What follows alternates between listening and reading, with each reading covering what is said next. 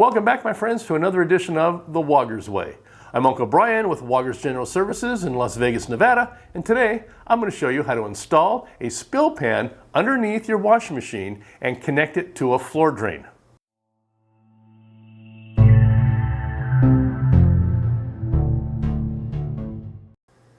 If you have a laundry room on the second floor, you really need to install a spill pan underneath the washing machine. That way, in the event a leak from the washer happens, you want that water to go safely down the drain and not out onto the floor and seep through the ceiling down below. Now, I previously made a video on how to install or remove a washing machine out of the pan without breaking the pan, and my intention in that video was to also connect the pan to a floor drain.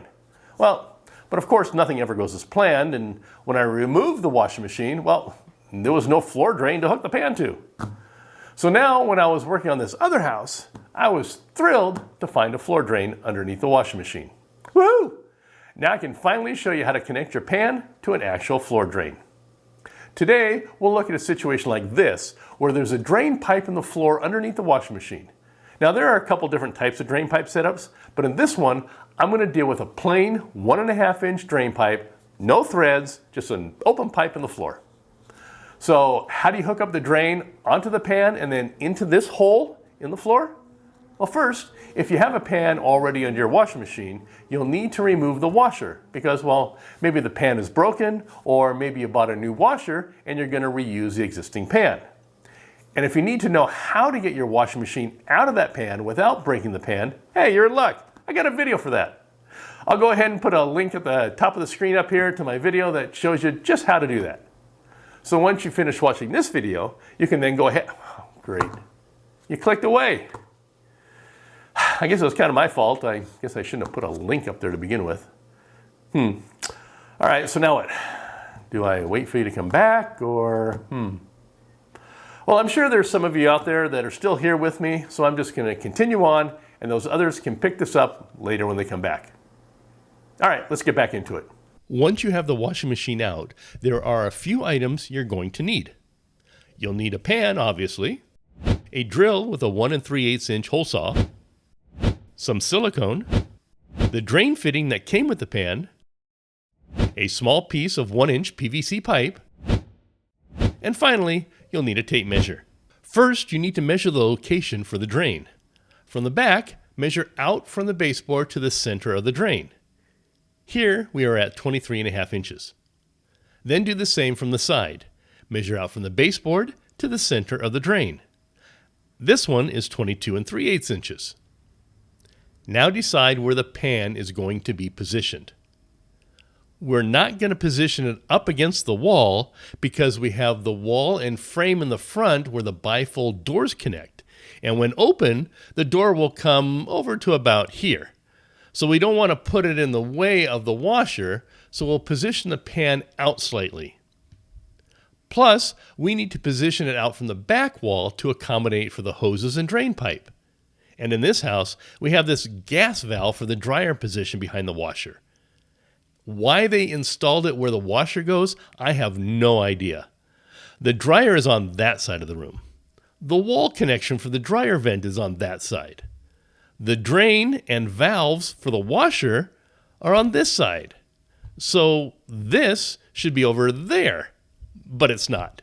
So we have to take that into consideration when we put the washer in, because the washer can't go back further than this valve.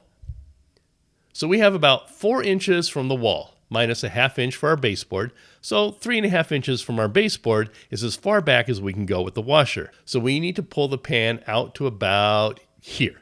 Now in the front, you want to make sure it's not going to block anything, like a swinging door, or in this case, bifold doors. Right about here is good. Now we want to transfer our measurements to the pan so we know where to drill for the drain fitting. From the back baseboard, we were at 23.5 inches. 22 3/8 inches out from the side. So right here is our center point. I'm also going to double check my measurements because measure twice, cut once, and I kind of forgot what they were anyway. Now this is not the case where you can just move the hole if it's not positioned right. You have one shot to get it right, so make sure you have it marked correctly. A 1 3/8 hole saw works perfect for this. So we're actually gonna, normally I have a piece of wood I put underneath. I don't have one, so I'm just gonna make sure I'm over my hole.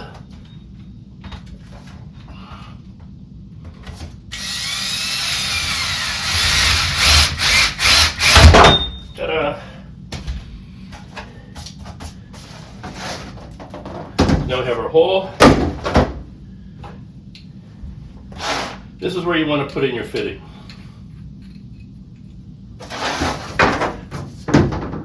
Now there are several different methods. This one is a smooth ABS pipe. So in other words, sometimes you might have a drain pipe that's similar to your bathtub. It's a 1.5 inch threaded fitting here. So you can put a bathtub drain fitting in there, which I really like. But this is just a smooth wall. So all we're gonna do is this is gonna go in the pan.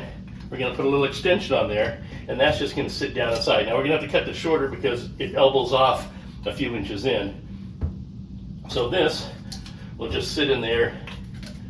We'll put about another inch or so of pipe on there just to direct the water down in here, and it's just gonna sit on top of this.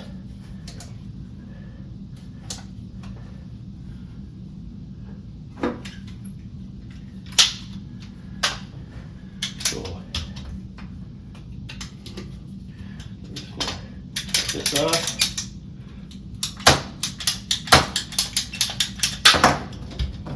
So now this will just sit down inside the drain hole here. Let me put my hand on the other side, you can see. So when the water's in the pan, it'll direct down here and direct it down to the drain here.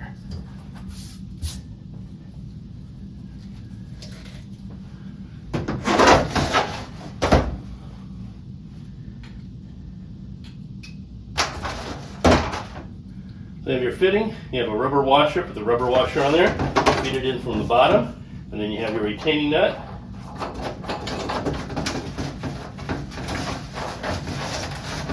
Cinch it down really good and tight to give a good seal. If you put the rubber washer on the top and you try to tighten the nut, it's going to try to deform the washer unless you have some kind of friction washer over the top of it. So just like that. So now if you look at the bottom, now we have our nipple sticking out here. So that is just going to fit inside the hole. Just like that. And that's all there is to it. But one other thing. Now there is one other thing I always do. I always, first of all, usually where the pipe is around your flooring, there's usually a gap in there because they just put it in there real sloppy. So if water does happen to come up, it's going to get under your flooring. So I always silicone around the pipe to the floor, so that gap there is now sealed. And then I also put a bead of silicone around here, which the pan will seal with. You can be pretty generous. Always put a nice thick bead on there, just like that. And then just drop your pan straight in there. Don't want to slide it around and smear that silicone.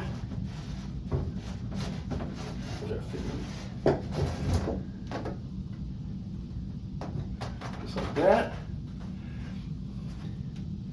Make sure your pan is square, just to make it look nicer. Push it down around your silicone to make some good contact.